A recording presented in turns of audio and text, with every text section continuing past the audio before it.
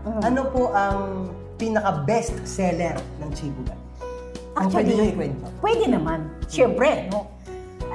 Yung ipinagmamalaki mo talagang pang ano mo, pang madiinan mo yan, pang malakasan mo yan. Actually, nung una hindi ko alam. Hindi ko alam na Hindi yun. ka aware. Hindi kasi, ano yan eh, parang ano to, kinder sorpresa. Sa isang negosyo, may bigla ka talagang malalaman, matututunan, Dito pala ako. wala, oo. Kasi nung unang nasa isip, more on sizzling kami. Nung unang nasa isip ko, Sizzling.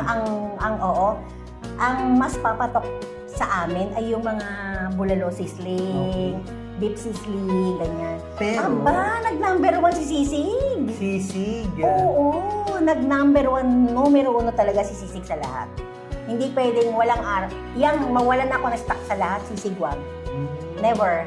Okay. So, naano ko na, bagay kasi dati binibenta ko na siya, ang dami talaga, tsaka silog yung sariwa, sobra.